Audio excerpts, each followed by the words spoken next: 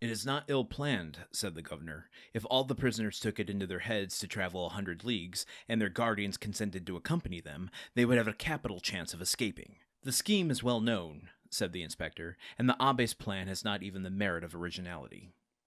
Then, turning to Faria, "I inquired if you were well fed," said he. "Swear to me," replied Faria, "to free me if what I tell you prove true, and I will stay here while you go to the spot." "Are you well fed?" repeated the inspector. "Monsieur, you run no risk, for, as I told you, I will stay here, so there is no chance of my escaping." "You do not reply to my question," replied the inspector impatiently. "Nor you to mine," cried the abbé. "You will not accept my gold. I will keep it for myself. You refuse me my liberty. God will give it to me." And the abbé, casting away his coverlet, resumed his place and continued his calculations. "What is he doing there?" said the inspector.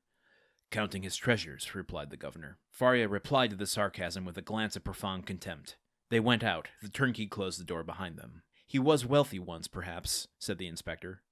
"Or dreamed he was, and awoke mad." "After all," said the inspector, "if he had been rich, he would not have been here." So the matter ended for the Abbé Faria. He remained in his cell, and this visit only increased the belief in his insanity. Well, I guess that puts an end to Abbé Faria. Suddenly, the inspector, kind of maybe like catching himself in the fantasy of the bribe, was like, "Yeah, no. Actually, you're right. If you were rich, you wouldn't have been here. This is all bullshit. Just, like, answer my questions. Are you well fed? What are the conditions? Do you have any complaints? Just get on with this." But Faria's logic, I think, is pretty clear here.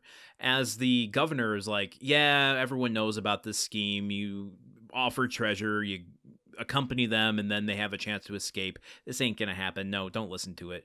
And the inspector's like, "Yeah, right, that makes sense. Okay, let's not do that."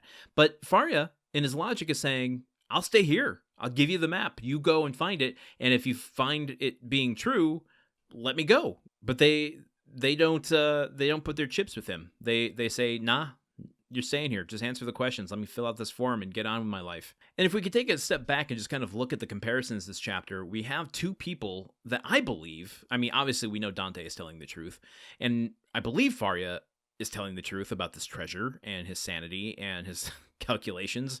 Wait a minute. If we believe that the treasure's real, do we have to believe that he's working on an improvement in Newtonian physics?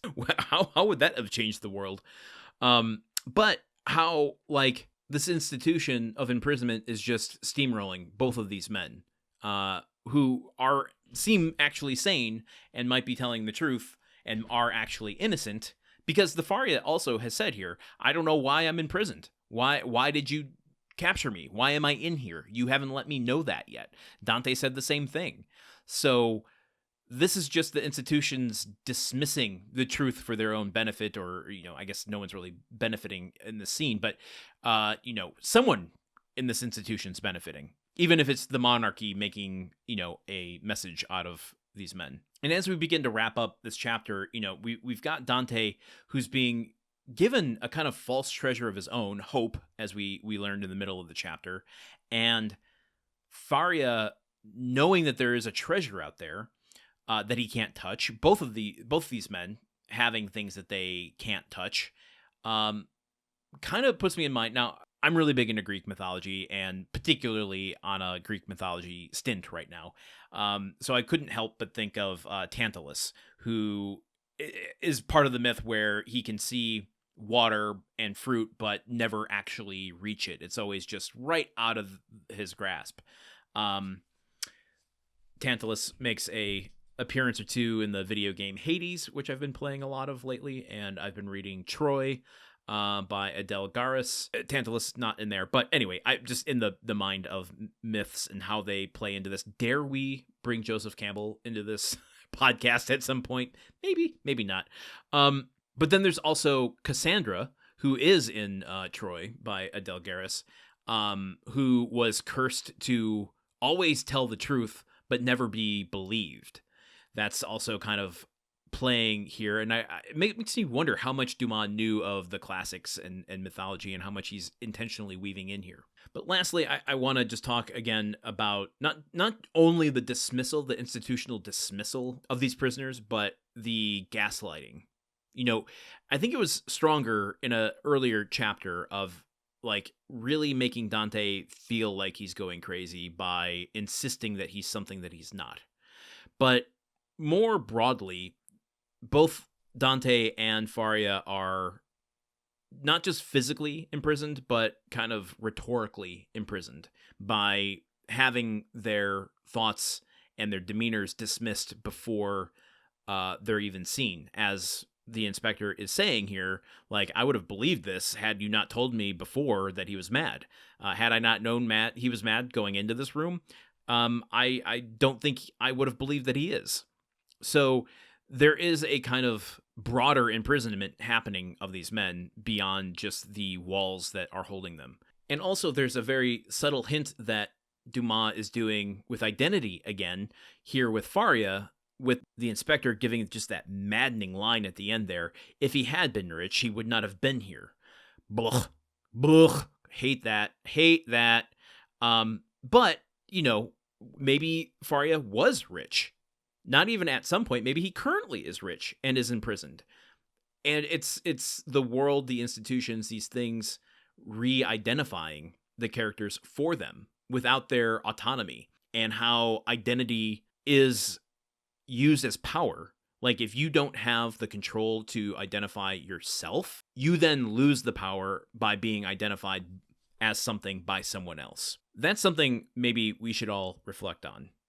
That is a very powerful idea that has real-world implications.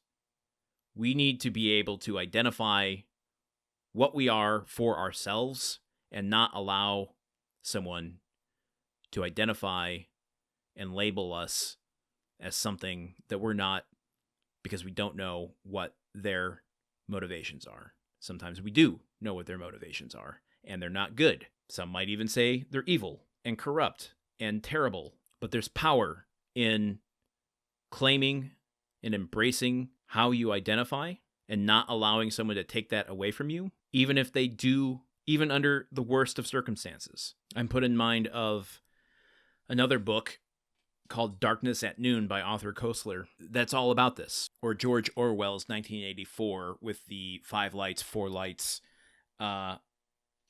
situation, which maybe some of us are more familiar with the Next Generation, Star Trek The Next Generation, when Picard is imprisoned by the Cardassian, trying to condition him to say that there are 4 lights when there are 5 lights, and Picard refusing to give up that last bit of his identity and dignity to the brainwashing and to, the moral corruption that is being asked of him.